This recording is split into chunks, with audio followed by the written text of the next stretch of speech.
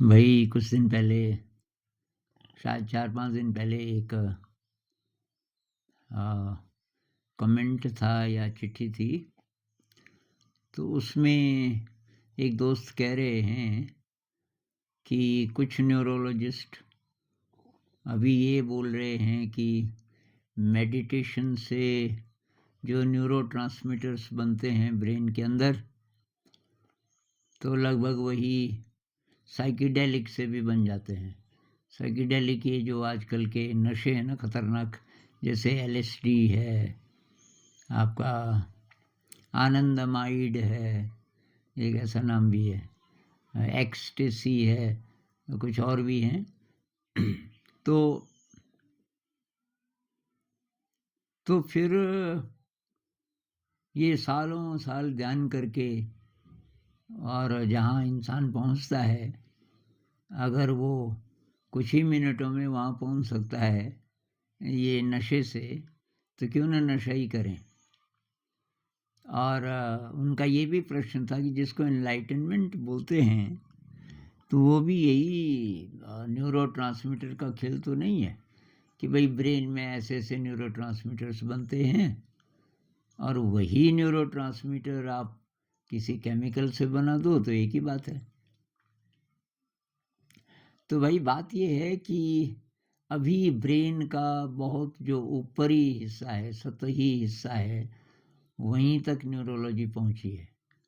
और न्यूरोट्रांसमीटर के बेसिस पे हम ये नहीं कह सकते कि एक्सपीरियंस की क्वालिटी क्या थी जिसके साथ ये न्यूरोट्रांसमीटर्स जुड़े हैं। उदाहरण के लिए डोपामिन ले लो कि मतलब अच्छा लगा, जब जब आपको अच्छा लगता है तो आपको डोपामिन मिलता है। अब अच्छा किस किस चीज़ से लगता है, तो कुछ लोग बोलेंगे कि हम जब किसी की मदद करते हैं, किसी को प्यार करते हैं, कुछ अच्छा काम करते हैं, तो उससे डोपामिन मिलता है। मेडिटेशन में जैसे विपस्सना में पहले तो तकलीफ हो सकती है कुछ समय, लेकिन जब अच्छा ध्यान होने लगता है शायद कुछ सालों बाद, तो तब ये अच्छा लगता है, तो डोपामिन ही ज़्यादा मिलता होगा। लेकिन मज़ा लोगों को बहुत और ढंग से भी आता है और उससे भी वही मिलेगा। ब्रेन की छानबीन आप करोगे तो डोपामिन ही आपको ज़्यादा मिलेगा, क्योंकि मज़ा, जैसे जो लोग बलात्कार करते हैं उनको उसमें मज़ा आता है, तभी तो करते हैं। चंगेज़ खान को किस चीज़ में मज़ा आता था? किसी इतिहासकार ने लिखा है कि चंगेज़ खान को सबसे ज़्यादा मज़ा आता था जब वो अपनी तलवार से किसी का सर अलग कर दे, किसी पुरुष का, और उसकी पत्नी बिलख बिलख के रोए अपने पति की लाश को गोद में रख के, बस उससे उसको बहुत ज़्यादा खुशी मिलती थी, मतलब डोपामिन। तो ब्रेन में क्या बनता है वो हुई एक बात, लेकिन उसके कारण पे आप जाओ और डीप ब्रेन में क्या हो रहा है। हर बार जब चंगेज़ खान ऐसा करता होगा तो ब्रेन के सरफेस पे डोपामिन मिला कुछ देर के लिए, लेकिन ब्रेन के गहरे हिस्सों में पैथोलॉजिकल न्यूरल नेटवर्क्स बनेंगे गहरे हिस्सों में। और अगर हम न्यूरॉन्स के भी परे चले जाएं, हम अगर वेव्स की भाषा में बात करें, तो अभी कह रहे हैं कि जो माइंड है वो ब्रेन के अंदर नहीं है, ब्रेन उसको रिसीव करता है, जिसको हम इंटेलिजेंस बोलते हैं ना। हमारी जो इंटेलिजेंस है वो कहाँ है? वो ब्रेन के अंदर नहीं है। ब्रेन उसको पकड़ता है, ब्रेन उसको रिसीव करता है। और ये न्यूरोलॉजिस्ट भी बोलने लग गए हैं इस बात को। कैंडिस पर्ट कहती है कि माइंड पूरे शरीर में फैला है, और कुछ और लोग कहते हैं कि आप नहीं कह सकते कि माइंड कहाँ से कहाँ तक है। माइंड एक प्रकार का मीडियम हो सकता है, इंटेलिजेंस का यूनिवर्सल मीडियम, जिसको हम एक्सेस कर सकते हैं कुछ कुछ समय और ब्रेन बहुत लिमिटिंग है, मतलब ब्रेन एक्सेस तो करता है लेकिन उसको बहुत लिमिट भी कर देता है। तो भाई ये केवल ये आधार मत मानो आप। दूसरी बात, इस पे जो स्टडीज़ हुई हैं, ये जो साइकेडेलिक है, आप बोलो कि साइकेडेलिक की तुलना आप क्यों कर रहे हो कि चंगेज़ खान वगैरह वगैरह से। मैं बात ही बोल रहा हूँ कि साइकेडेलिक से डीप लेवल पे क्या क्या ब्रेन का नुकसान होता है, ये अभी न्यूरोलॉजिस्ट नहीं बोल रहे हैं, क्योंकि ब्रेन के डीप हिस्सों में वो पहुंच नहीं पाए। और डीप हिस्सा कहाँ है ब्रेन का? ब्रेन के ही अंदर है कि और जगह भी है? मतलब ब्रेन जो जो एक्सेस करता है, जो महसूस करता है, उसका रूट कहाँ तक है? जरूरी नहीं कि हमारे बॉडी माइंड तक ही सीमित हो। तो बहुत लिमिटेड है अभी न्यूरोलॉजी, जहाँ तक पहुँची बहुत ही लिमिटेड है। मतलब कुछ कुछ रोगों में ठीक है, यूज़फुल है न्यूरोलॉजी, लेकिन ये ज़्यादा गहरे नहीं जा। एनडीए वालों का भी ये पता करने की कोशिश कर रहे हैं न्यूरोलॉजी। खोज अच्छी है, क्योंकि विज्ञान ऐसे ही आगे बढ़ेगा धीरे धीरे करके, लेकिन अभी इस कंक्लूजन पे नहीं पहुंचना चाहिए कि डोपामिन मिला। डोपामिन आप फ़ोन पे क्यों उंगली फेरते रहते हो? स्मार्टफोन पे आपको कुछ अच्छा लगता है? पोर्नोग्राफी में क्यों जाते हो? अब ये कई मेरे लिए चिट्ठियाँ आती हैं, लत पड़ गई है, अब इससे निकल नहीं पा रहा। ऐसे ही नशे की भी लत पड़ती है, ये जो साइकेडेलिक है इसकी भी लत पड़ जाती है। और एक समय ऐसा आता है कि इससे आपको अच्छी वाली किक नहीं मिलती। और लॉन्ग रन में जो स्टडीज़ हुई हैं, कोई 15 साल से ले रहा है, कोई 20 साल से ले रहा है, तो इसके इफ़ेक्ट्स बहुत नेगेटिव होते हैं। एक बात और, जिन लोगों ने ट्राई नहीं किया और टेम्पटेशन होती है कि यार थोड़ा सा हम भी करें ये नशा, कि ये सबको नहीं देता डोपामिन। इससे ऐसे ऐसे अनुभव भी होते हैं जो ज़िंदगी बर्बाद कर देंगे आपकी। एक मेरी मित्र हैं, और अमेरिका की, तो बता रही थी कि मेरी दोस्त ने ये लिया कोई साइकेडेलिक, पता नहीं कौन सा, और उसने क्यों लिया? वो ठीक ठाक जॉब कर रही थी, उसने खूब पढ़ाई लिखाई की और काफ़ी अच्छी पोस्ट पे थी अभी, रोज़ जॉब करती थी, घर आती थी, सब ठीक चल रहा था। पर उसके दोस्तों में से एक लड़की थी जो ये लेती थी, और उसने कहा तू भी ले, इससे तो बहुत मज़ा आता है। और उसने कहा नहीं यार, मैं नहीं लेना चाहती।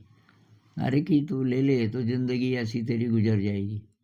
और उसके कहने पे उसने ले लिया। तो 4 राक्षस आने लगे। पहले तो आते थे सपने में, रात भर सो न पाए तो उसके साथ किसी और को रहना पड़ता था। अब रात भर सोई नहीं तो अब ऑफिस कैसे जाए? कुछ दिन तो गई, फिर उसने कहा कि ऐसे मैं नहीं जा पाऊंगी ऑफिस, जॉब छूट गई। अब वो राक्षस जागे हुए में भी आने लग गए। वो नाश्ते पे बैठी है, काफ़ी लोग थे परिवार में, 7-8 लोग रहे होंगे एक साथ, बहुत अच्छा परिवार था, एक साथ बैठ के खाते थे। और ये अचानक उसकी आंखें और मुंह खुल जाए, मुंह में खाना है तो नीचे गिर जाए, हाथ कांपने लग जाए। फिर से तो उसकी दीदी थी, कोई हिलाती थी उसको, क्या हुआ तुझे, क्या हुआ क्या हुआ? फिर वो चले जाएं जब, तो तभी वो बोल पाती थी पसीना पसीना, कि वो थे, कि वो कौन, कि वो 4 कि जो सपने में आते हैं तेरे, के हाँ, कि फिर अभी कहाँ हो रहा है तुझे सपना? नहीं नहीं, कि वो सचमुच आ गए थे। अब सब लोग कह रहे क्या, तो हमने तो देखा नहीं। हाँ, कि वो तुमने नहीं देखा पर मैंने तो देखा। अब वो आने लगे कभी भी, तो हर समय 24 घंटे उसके साथ कोई ना कोई रहता था। और वो एकदम सूख के कांटा हो गई, खाना ना खा पाए, सो भी ना पाए। तो डॉक्टरों ने काफ़ी कोशिश की, उसकी बीमारी पकड़ में नहीं आई। उन्होंने कहा यार ये टेस्ट करके तो कुछ निकल नहीं रहा। फिर शायद कोई साइकियाट्रिस्ट था, और कोई जानकार आदमी था, मतलब केवल साइकियाट्रिस्ट नहीं, उसको कुछ और प्रकार की विद्याएं भी आती थी शायद, तो उन्होंने किसी तरीके से उसको बाहर निकाला। मतलब जब ये ट्रीटमेंट शुरू हुआ तब भी 6 महीने और लगे। 6 महीने बाद वो नॉर्मल हुई। नॉर्मल होने के बाद भी उसको बहुत डर लगता था। फिर धीरे धीरे धीरे धीरे उसने पता नहीं दोबारा जॉब ज्वाइन किया कि नहीं किया। तो ये केसेस कोई रेयर नहीं है, ऐसे कई अनुभव मैंने सुने। ये तो चलो राक्षस वाला था, लेकिन कुछ और प्रकार के भी, जिसमें कि नेगेटिव इमोशंस, मतलब डर आता है बहुत ज़्यादा। तो भाई अब आपकी इच्छा है, आपके दोस्त ऐसे हो सकते हैं जो बोलते हैं अरे कुछ नहीं होता यार, मैं तो लेता हूँ। अरे भाई वो अलग इंसान है, वो लेता होगा। आप इससे बचिए, और इसका नुकसान ही नुकसान है। अब न्यूरोलॉजी तो अभी बोल नहीं रही है, क्योंकि वहाँ तक पहुँच नहीं पाई। लेकिन भाई मेरा तो ये मानना है कि जितना जितना आपको डोपामिन या अच्छी फीलिंग या जो भी अतीन्द्रिय अनुभव इन चीज़ों से मिल सकते हैं, ये साइकिडेलिक से, तो उससे कई गुना ज़्यादा पैथोलॉजिकल नेटवर्क्स बनते होंगे ब्रेन में। ब्रेन के दूसरे हिस्सों में क्या क्या होता है, पैथोलॉजिकल नेटवर्क मतलब बीमार, ब्रेन में गड़बड़ी, तो पता नहीं कितने प्रकार की गड़बड़ बढ़ती रहेगी। मतलब दिमाग खराब भी हो रहा है आपका। जितना जितना लोगे, दिमाग के कुछ और हिस्सों में कुछ ना कुछ गड़बड़ी आती जाएगी। जितनी ज़्यादा गड़बड़ आएगी उतना अब मेडिटेशन ज़्यादा अच्छा नहीं हो पाएगा। अगर आपकी सचमुच तलाश है आध्यात्मिक, और आप ये गलती से ले रहे हैं साइकिडेलिक, एक समय ऐसा आएगा कि आपने ये तो छोड़ दिया साइकिडेलिक, क्या मैं ध्यान करूँगा, मैंने गलती की, लेकिन ध्यान होगा नहीं अब आसानी से। अब आपको बहुत ज़्यादा एफर्ट करोगे तब शुरुआत होगी। मैं एक ऐसे आदमी को जानता हूँ, अभी डेथ हो गई उनकी, जो ये हिप्पी मूवमेंट के साथ थे। और तो हिप्पी लोग तो काफ़ी, ये LSD निकला था 60s में, तो उसी दौरान ये हिप्पीज़म भी, कुछ ना कुछ लिंक इन दोनों का भी हो सकता है। तो उसने जब छोड़ दी ये सब चीज़ें, तो फिर वो मुझे भी जानते थे, कहते थे यार ये मुझे बता, ये ध्यान कैसे करना है। तो मैंने बताया, मैंने कहा मैं तो विपस्सना करता हूँ, बैठ जाओ, सांस को महसूस करो। उन्होंने कोशिश की कि नहीं ये तो नहीं हो रहा है। तो कुछ और, फिर किसी ने बोला तुम ये मंत्र करो, कुछ दिन उन्होंने मंत्र किया, ये भी नहीं हो रहा है, उनसे हो ही नहीं पाया। फिर वो इसके खिलाफ हो गए, चिढ़ने लगे, क्योंकि मैं बहुत ज़्यादा ध्यान करता था। तो वो मेरे खिलाफ बोले ये क्या है, कुछ नहीं होता यार, ये कि बेकार तू बैठा रहता है, वहम है तेरा। तो मुझे उनकी हिस्ट्री पता थी, उन्होंने बताया था मुझे कि मैंने कितना कितना लिया इसको, LSD। और कुछ साइंटिस्ट की रिसर्च भी है इसमें, कि जो लॉन्ग रन में इसको लेते रहे हैं काफ़ी लंबे टाइम तक, तो उसके बहुत ज़्यादा दुष्प्रभाव होते हैं। भाई बुद्ध को भी था नशे का तो पता, अब साइकिडेलिक पता नहीं, पर वो कहते हैं कि शील, और शील में ये भी शामिल करते हैं क्या, कि नशा नहीं लेना। तो अभी भी जितने संत हैं उनकी बात आप सुनो, वो यही बोलेंगे भाई नशा मत लो, है ना, और हिंसा मत करो, व्यभिचार मत करो, ब्रह्मचर्य का पालन करो। ये सारे टाइम टेस्टेड नियम हैं और स्लो हैं। अब आज का ज़माना है क्विक, एकदम क्विक, तुरंत चाहिए। वो रिसर्च होती रहती है कि कौन सा बर्गर ज़्यादा अच्छा है। तो अभी कुछ दिन पहले कोई बता रहा था कि एक नया बर्गर निकला जो कि आधा मिनट पहले बन जाता है, आधा मिनट पहले आप सर्व कर सकते हो, और इसलिए वो ज़्यादा पॉपुलर होगा क्योंकि लोगों को तुरंत चाहिए, तुरंत, और तुरंत एनलाइटनमेंट चाहिए। अब कई कमेंट्स में भी लिखते हैं कितना टाइम लगेगा, मेडिटेशन का असर होने में कितना टाइम लगेगा, टाइम पहले ही। अरे भाई बुद्ध कहते हैं 7 जन्म भी लग सकते हैं। चलो आप पुनर्जन्म नहीं मानते, पूरी ज़िंदगी देने के लिए तैयार हो, भई रास्ता ही यही है। आप कीचड़ वाले रास्ते से चल रहे थे, अब आप सूखे रास्ते पे चलने लग गए।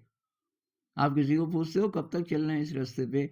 कब मैं जाऊँगा दोबारा वहीं, कीचड़ वाले रास्ते पे। अगर आपको दिखाई दे जाए कि क्या खूबसूरती है इसमें, मेडिटेशन में, दिखाई दे जाए तो आप कभी नहीं पूछेंगे कि कितना टाइम कायम है, हर दिन, हर पल आप नई जगह हो इसमें।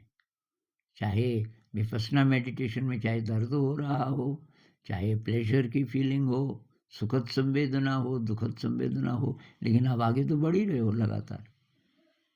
कहाँ ले जाएगा? भई आकाश अनंत है। और इंडिकेटर क्या है एनलाइटनमेंट का? इंडिकेटर ये नहीं है कि आपके अंदर सिद्धियाँ आ गई और आप किसी के थॉट्स को पढ़ने लग गए और आपने बोल दिया कि जा बेटा तो एग्ज़ाम में पास हो जाएगा, तो ऐसे ही हो जाएगा। कोई राग का तिलक लगा दे, जा बेटा अब तो सब तेरा काम ठीक हो जाएगा। ये नहीं है पहचान कि वो एनलाइटनमेंट हो चुका है, उसको जो ऐसे-ऐसे करता है कोई बाबा, ऐसे बहुत सारे बाबा लोग हैं। उसकी पहचान है कि आप राग द्वेष से कितने मुक्त हुए, दुनिया से साइकोलॉजिकली इंडिपेंडेंट हो गए कि नहीं। ये मैं बार-बार बोलता हूँ, ये अगर आप समझ जाएँ तो ये आसान है। इससे बात को गहराई से समझना कि साइकोलॉजिकली दुनिया से आज़ाद होना है। फिज़िकली तो नहीं हो सकते हम आज़ाद। फिज़िकली का मतलब ये है कि हमारे शरीर की जो ज़रूरतें, रोटी, कपड़ा, मकान, थोड़ा पैसा चाहिए, आपको कोई वाहन चाहिए यहाँ से वहाँ जाने के लिए इत्यादि, ये तो है फिज़िकल ज़रूरतें। साइकोलॉजिकल ज़रूरतें कि मेरी वाह-वाह हो, लोग मुझे अच्छा मानें, लोग मेरी तारीफ़ करें, लोग मुझे सुंदर कहें, लोग मुझे स्पेशल कहें, लोग मुझे महान कहें, ये है साइकोलॉजिकल। या हमारी इज़्ज़त हो, अड़ोस-पड़ोस में बेइज़्ज़ती न हो, तो ये सारा है जिस जिस चीज़ के लिए आप दूसरे लोगों पे डिपेंड रहते हो। वाह-वाह कौन करेगा? दुनिया वाले। बेइज़्ज़ती ना हो जाए, कौन करेगा बेइज़्ज़ती? लोग। लोगों पे डिपेंड हो। जब आप लोगों पे डिपेंड हो ही नहीं साइकोलॉजिकली, तो तब इसका मतलब है आपके अंदर कोई शक्ति जाग गई। क्योंकि नहीं तो किसके आधार पे आप जियोगे ना? बहुत लोग बोलते हैं, मेरा कोई नहीं है, मैं अकेला पड़ गया, वगैरह-वगैरह। ऐसा तभी तक आप बोलोगे जब तक आपको शक्ति का पता नहीं चला अपने अंदर। और उसके लिए किसी केमिकल की ज़रूरत नहीं है, साइकेडेलिक की ज़रूरत नहीं है। हमारे अंदर कुदरत ने सब कुछ दिया है। जो बेस्ट साधन हैं, वो हमारे अंदर हैं। अपने को रीबिल्ड करने के लिए, अपने को तमाम रुकावटों से निकालने के लिए, शक्ति प्राप्त करने के लिए, पॉजिटिव इमोशन प्राप्त करने के लिए जो चाहिए वो सब हमारे अंदर है और वो ध्यान के रास्ते से मिलना शुरू होगा। ध्यान, सेवा, विनम्रता, कृतज्ञता, देने का भाव, शील का पालन, ये सारी चीज़ें और क्रिएटिविटी आपकी बढ़ती जाएगी। अभी इतनी बात करेंगे। नमस्कार।